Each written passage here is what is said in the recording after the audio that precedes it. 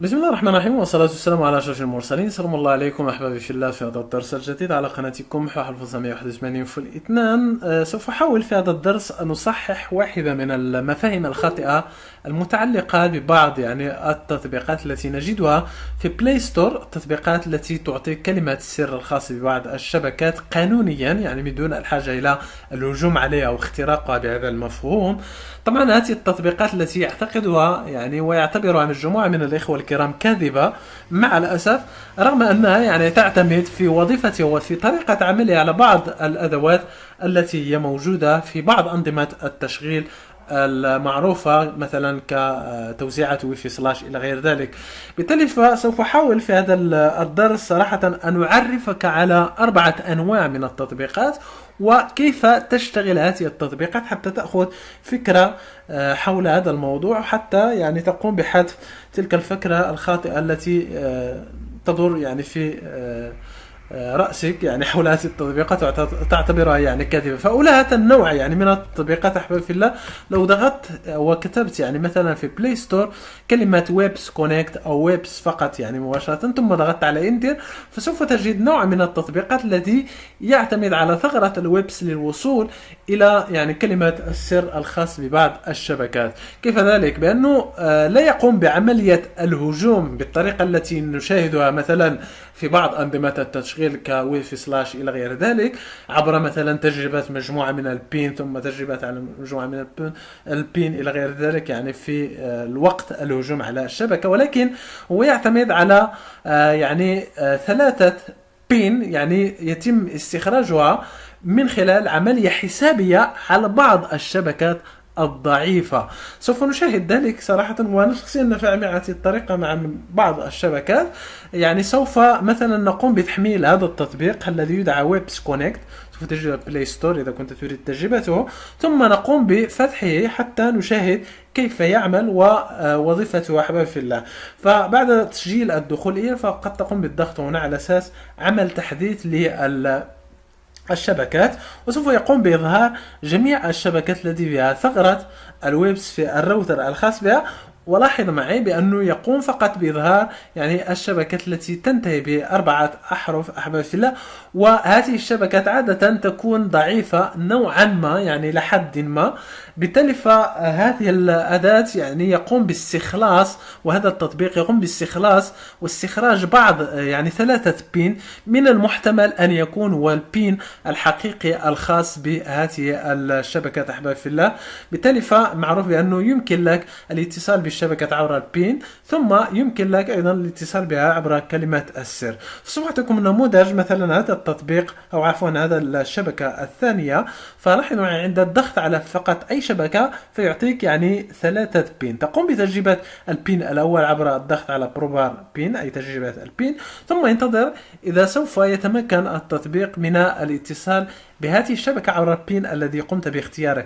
إذا لم يستطع قم بتجربة البين الثاني والبين الثالث إلى غير ذلك. إذا لم يفلح هذا بأنه الثلاثة التي تم اقتراحها من التطبيق غير صالحة، بالتالي فلا يستطيع عمل أكثر من ذلك، وعليك اعتماد بطبيعة الحال على الأدوات التي تعتمد على الهجوم على الشبكة التي نجدها في أنظمة التشغيل المختلفة أحبابي في الله. فأنا شخصيا لا أستطيع الحين الضغط على كونكتد لأنه سوف يتم فقد الاتصال، بالتالي لن تظهر شاشة هاتفي على الحاسوب ولن أستطيع العمل أحبابي في الله الدرس. طبعا النوع الثاني من التطبيقات هو الذي يعتمد على أداة معروفة تدعى ويبا ماجيكي.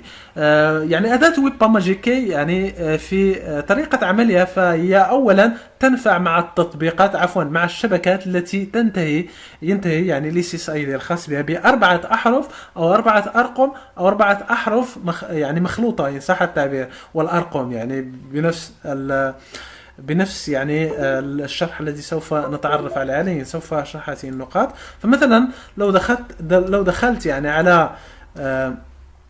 دخلت على بلاي ستور، ثم بحثت عن ويفي باسورد بهذا المفهوم، ويمكن لك وضع مثلا ويبا ماجيكي لاستخراج بعض التطبيقات التي تشتغل على هذا الأمر. فلو ضغطت على انتر فيتم يعني اقتراح عليك جميع التطبيقات التي تعمل يعني على هذه الأداة كما ذكرت ويبا ماجيكي. فأنا شخصيا صراحة أحبذ هذا التطبيق الذي سوف تشاهدونه في باسورد. طبعا بعد تحميله فشخصيا نفع معي واعطاني تقريبا 3 كلمات سر لبعض الشبكات بدون كما ذكرت الحاجة إلى اختراقها أو الهجوم عليه بهذا المفهوم.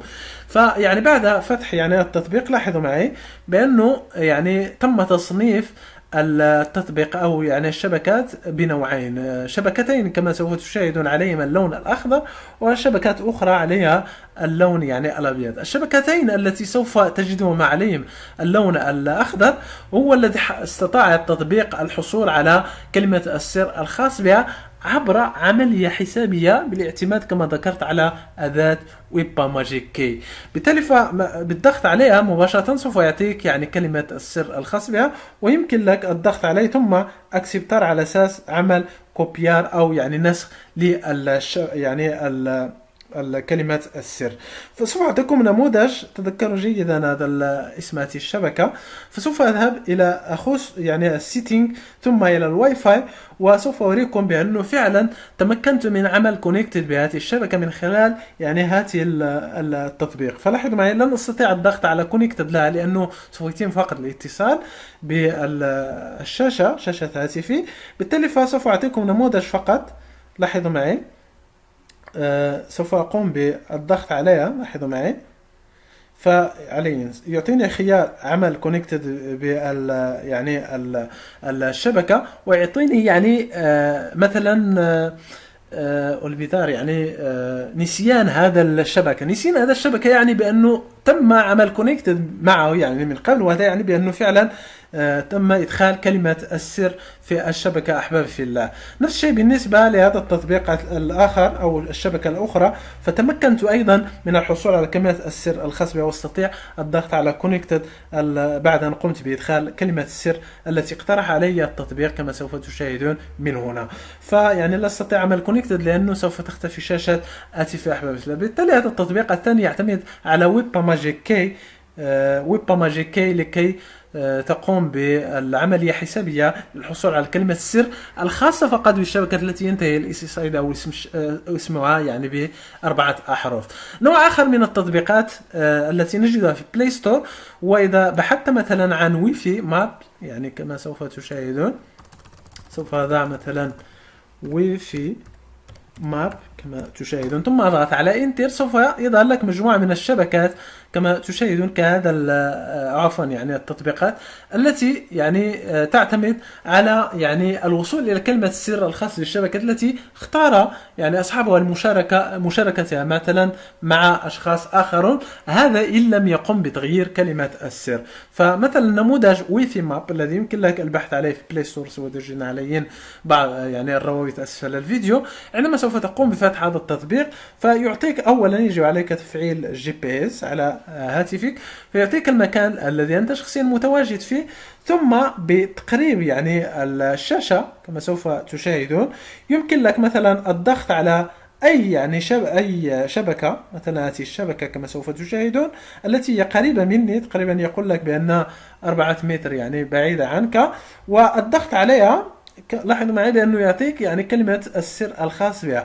طبعا قد لا يكون صحيح هذا إذا قام بتغييره صاحبه، فهنا يعني أمر آخر، وقد يكون صحيح هذا لم يقم بتغييره صاحبه أحبابي في الله. نفس الشيء بالنسبة للشبكات الأخرى يمكن لك البحث عليها، والتطبيق أيضا يعطيك يعني الوصول إلى بعض كلمات يعني بعض الشبكات التي هي مجانية التي لا تحتاج إلى كلمات السر. بالتالي هذا نوع آخر من التطبيقات التي نجدها في بلاي ستور. نوع رابع يعني الذي نجده يعني الذي لا نجده هنا يعني في هذه الحالة على بلاي ستور، وقد سبق وشرحته ثم قمت بإزالته من المدونة لأنه غير قانوني، يدعى مثلا يعني هذه التطبيقات تعتمد على أداة اير كراك انخي. اير كراك انخي يعني هذه الأداة التي هي معروفة عند الجميع والتي هي من أول يعني الأدوات التي نستعملها على أساس الوصول على كلمة السر. تعتمد على قاموس، من خلال هذا القاموس يتم البحث عن كلمة السر الخاصة الشبكات، طبعا من خلال بعد أن تحصل على نتشك يعني الخاص بالشبكة. طبعا هنا يشترط يعني أن في الأول يعني أن يكون صاحب الشبكة متصل، وهنا نتحدث عن الاختراق بمفهومه والهجوم بمفهومه يعني الحقيقي. طبعا هذا النوع من التطبيقات يمكن لك أن تحصل عليه في جوجل، يعني البحث مثلا اسم هذا التطبيق ويب اير، يعني وايب يعني اير بلس، يعني سوف تجدها يعني اذا كنت تريد البحث عليه ابيكا، يعني ثم ابحث عليه، ثم بعد ان تفتحه فيعطيك يعني اختيار القاموس الذي تريده، ثم الضغط على ستارت. لكن قبل الضغط على ستارت يمكن لك تحديد مثلا القاموس، اذا سوف يكون مثلا من A إلى Z 1 إلى 10 1 إلى 9 عفوا، وأيضا بعض تحديد يعني بعض الأحرف التي قد يعني تتوفر عليها يعني كلمة السر الخاص ببعض الشبكات. ثم بالضغط على ستارت يعني سوف يأخذ صراحة وقت طويل جدا لحين ما يحصل على كلمة السر الخاص ببعض الشبكات.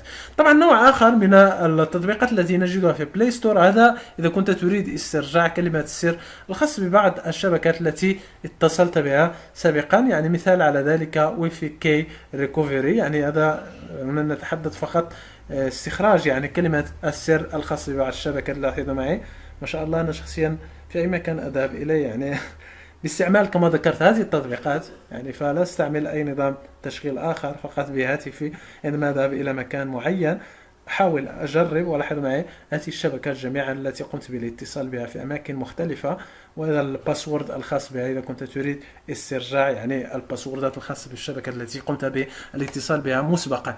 أتمنى أن الدرس قد أفادكم، تعرفتم على الأربعة الأنواع التي يتم استعمالها يعني من التطبيقات للوصول لكلمة السر الخاصة بالشبكات، حتى يعني تزيل يعني مفهوم أنها كذبة من رأسك، فتعرفت معي على طريقة عملها. أتمنى الدرس كما ذكرت قد أفادكم. نراكم إن شاء الله في مواضيع جديدة. لا تنسوا الضغط على اللايك للفيديو لتشجيعنا ومشاركتنا مع أصدقائكم وزيارتنا دائما على موقعنا www.5.com الذي من صفحتنا على الفيسبوك facebook.com/181 فول. أيضا لا تنسى الاشتراك في قناتي حتى يصلكم دائما جديد الفيديوهات. في أمان الله.